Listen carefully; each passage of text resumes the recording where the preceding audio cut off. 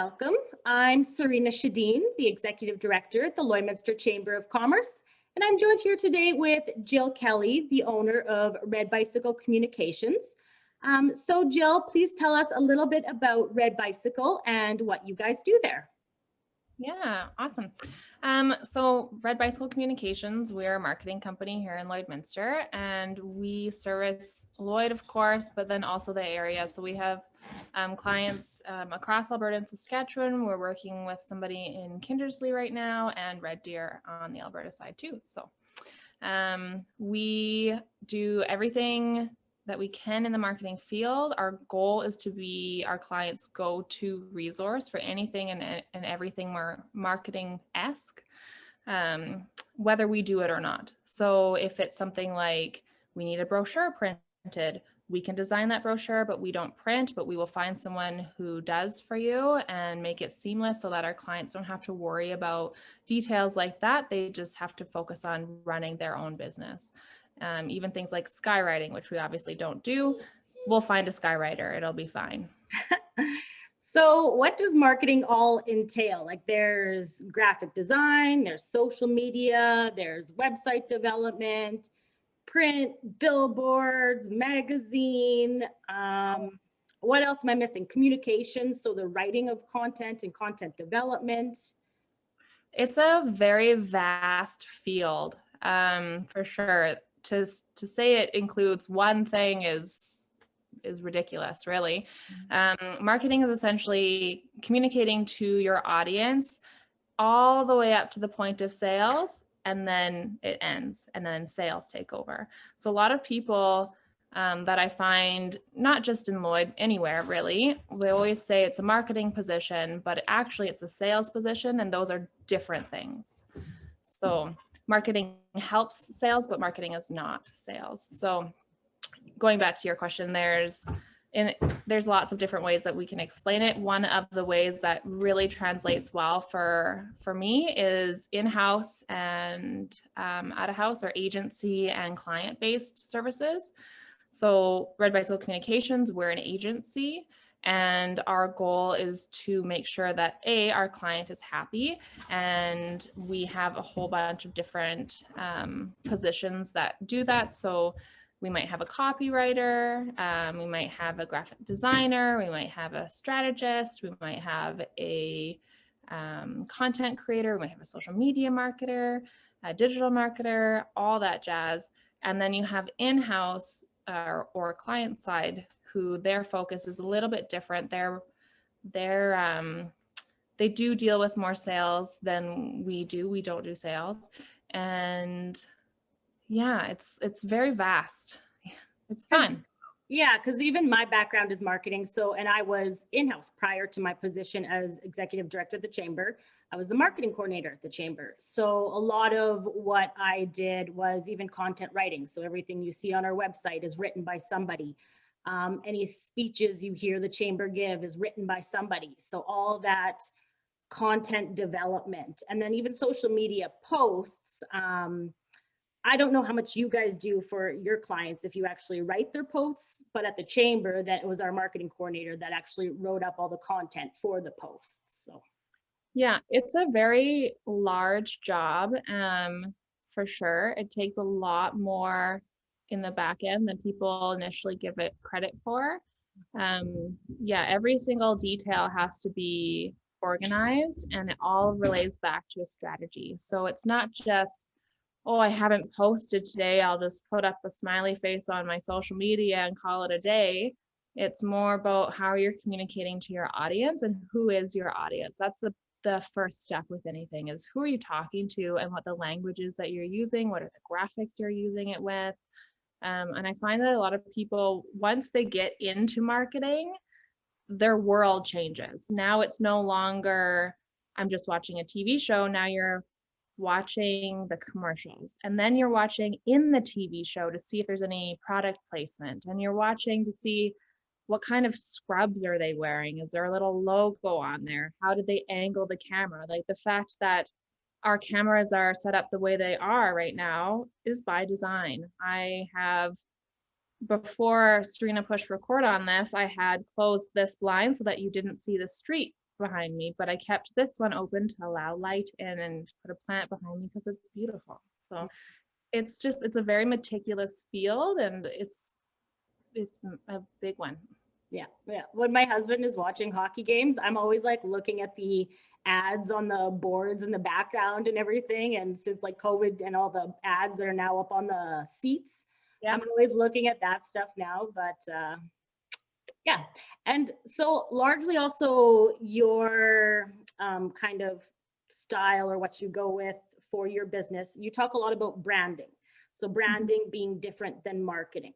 Tell us a little bit about branding, or maybe the difference between branding and advertising, I guess. So advertising is typically paid, but it can be unpaid too. It's where you're communicating to your audience. So think in the simplest form, think of a magazine ad. That's an ad, right? It's one avenue in which that company is talking to their audience, and their audience is whoever's reading that magazine, and it will have a demographic to it. Where, pardon me, branding is way, way bigger. It is the nicest way that you can think of branding is it's what people say about you when you leave the room. So companies have things that people say about them, just like people have things that people say about them. So when you leave the room, what message do you want to leave behind?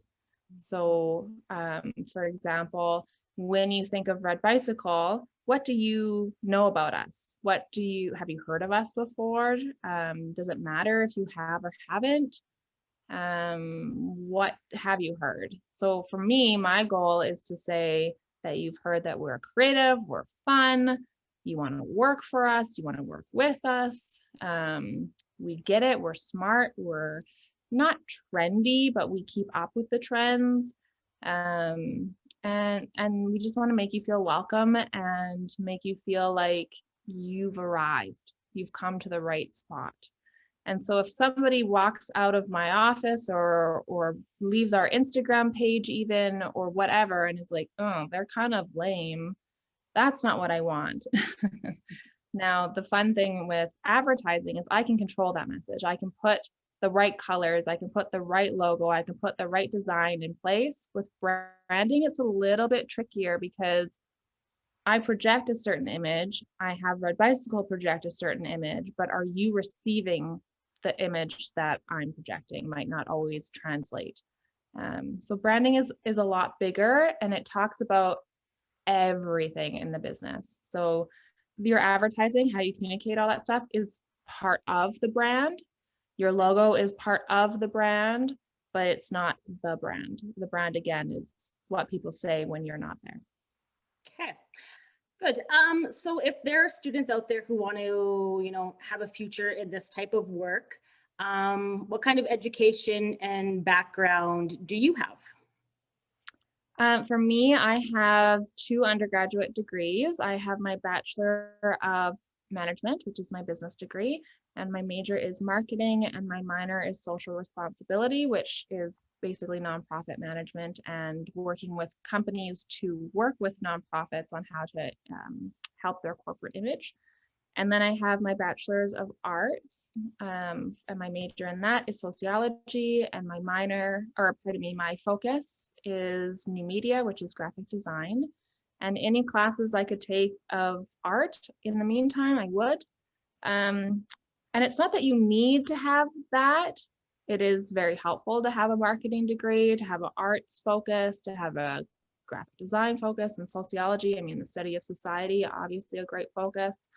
For me, I went with what I was passionate about, and I went to the University of Lethbridge. They're an excellent university, and they had what was called a combined degree. So I could get 2 degrees in 5 years instead of 8 years because of the crossover. So for example, sociology 1000, I needed for my business and I needed for my sociology. So why would I take it twice? So that counted. Interesting. I don't think you can do that everywhere because I went to the U of S and I don't recall that being something we were able to do, but I'm not sure. Don't quote me on that. I don't think so. I think that was one of the competitive advantages to Lethbridge and actually why I chose to go to that school. Oh, interesting. Yeah, it was very good. anyway, so I've worked with people who have their political science degree, which relates but doesn't, like, it's not a direct tie-in. I've worked with people who have no formal education. That one's a really hard one to get into, though. You need a ton of experience, you need to be just really good and a self-learner. So anytime that somebody's thinking about going into marketing, I hands down recommend them get their business degree. It will help them in strides. And then the other thing too is where you want to go after that.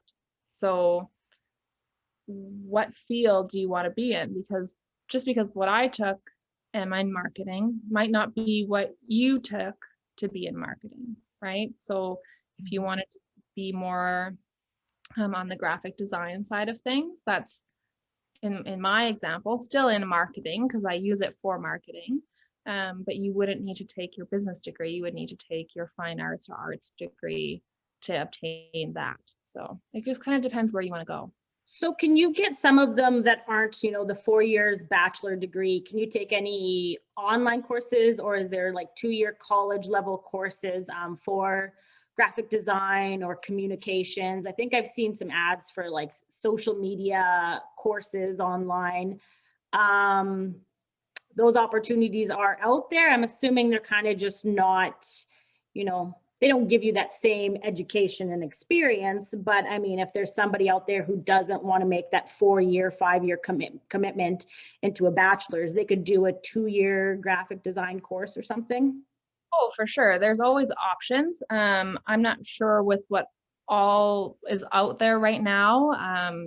I do know that in Lethbridge at the college, you could take a 2-year, I think it was a 2-year business diploma, and then you could transfer to the university and take another 2 years if you wanted to.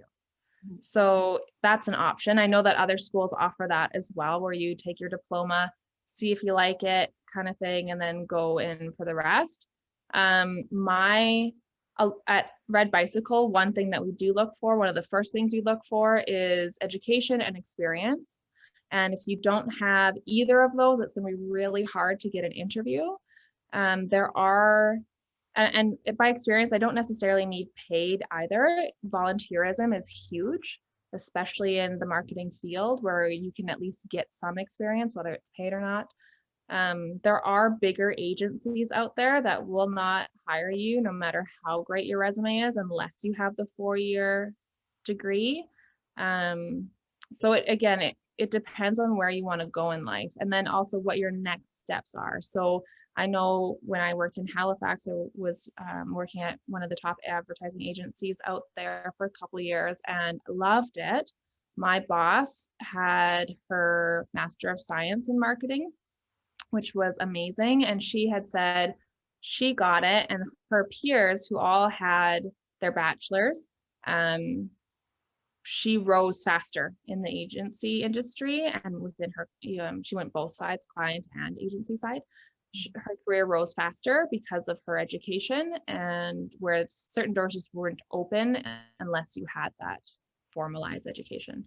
Now, that being said, at Red Bicycle, we have people who have a graphic design certificate, which is a 1-year program. I know that you can get that online through, I want to say, the College of Nova Scotia.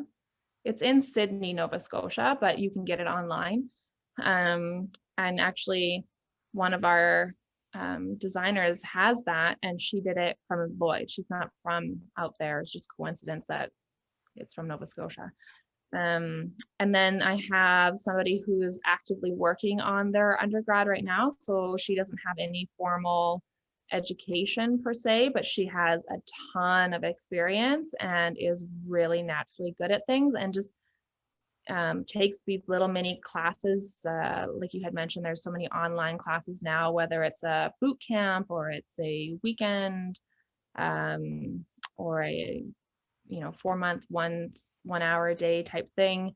She does a lot of those things. It doesn't really work to her advantage in terms of salary and advancing. What works to her advantage in that is her knowledge And the fact that she can prove herself every day, that's what leads her towards advancing at Red Bicycle.